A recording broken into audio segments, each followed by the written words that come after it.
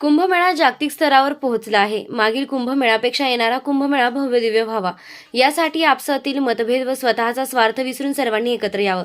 आखाडा परिषद सर्व ताकदीनिशी आपल्या पाठीशी सदैव उभी राहील, असं प्रतिपादन आखाडा परिषदेचे महामंत्री महंत हरिगिरी महाराज यांनी केलंय.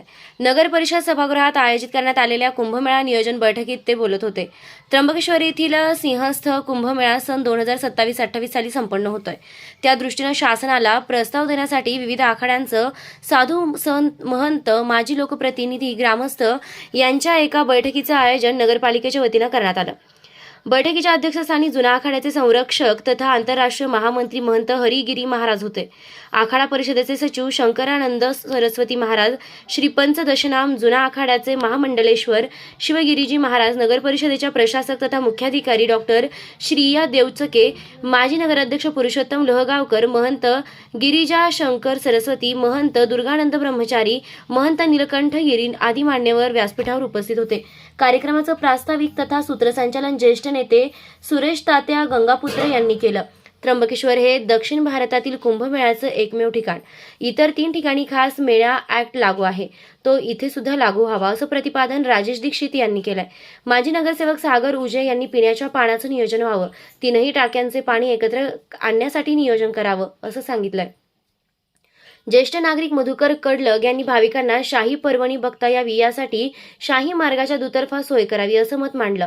नगर परिषदेचे उत्पन्न जास्त नसल्यानं पाणी पुरवठ्याचे बिल त्र्यंबकेश्वर देवस्थान ट्रस्ट भरणार असल्याचं विश्वस्त संतोष कदम यांनी सांगितलं. महंत शंकरानंद सरस्वती महाराज यांनी गावातील स्वच्छता, अतिक्रमण, शौचालय, मटण विक्रीची दुकाने अशा विविध विषयांवर चांगलीच कानउघडणी केली. महामंडलेश्वर शिवगिरीजी महाराज यांनी नगर परिषदेला साधूंची किंमत नाही, यामुळे एकतरी साधू नगरसेवक व्हावा अशी मत व्यक्त केलं.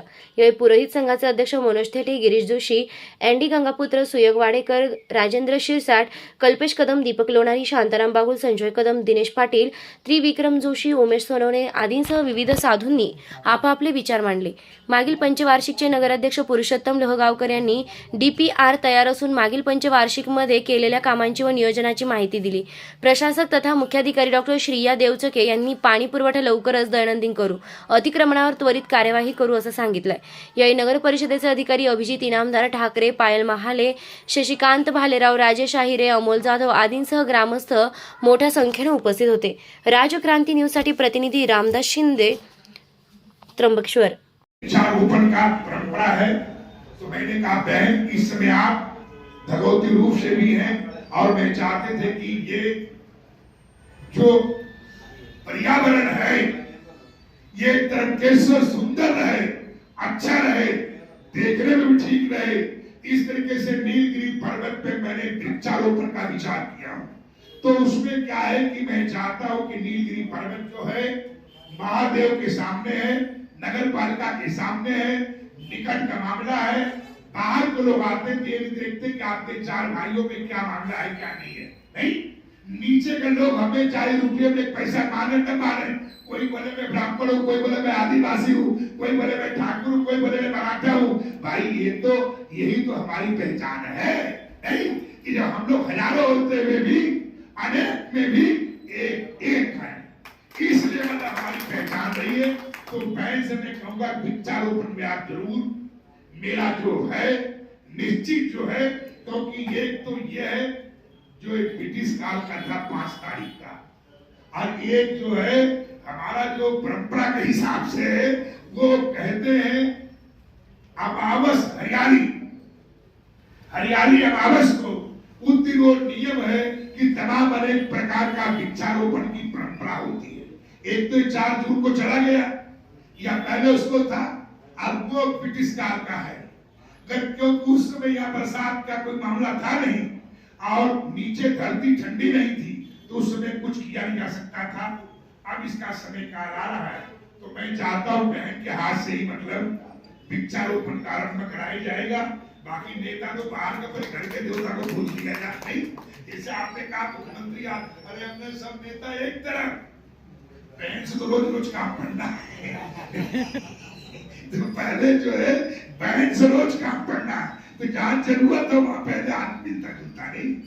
तो बहन से चाहता हूँ बहन के हाथ से ही मतलब किया जा. ये कहते हुए भगवान फिर एक बार गोदावरी महारानी, अहिल्या महारानी, गोदावरी भगवान, ऋषि और उसके बाद त्रंकेश्वर, समस्त जो यहाँ की अध्यात्म की शक्ति है, चाहे निवृत्ति नाथ जी हो चाहे आदिनाथ हो। मैं आप लोगों को बात बता रहे हैं कि जितनी चिंता मेरी है उतना जोगी जी की चिंता भी रहती है। देश भर के नाथों की एक मात्र यह साधना का केंद्र है, तो उसको बोलते हैं त्रंकेश्वर। क्यों? उनके आदिनाथ यही जन्म उनका हुआ था, इसलिए निवृत्तिनाथ नहीं, निवृत्तिनाथ को कहीं आदिनाथ मत मान लेना।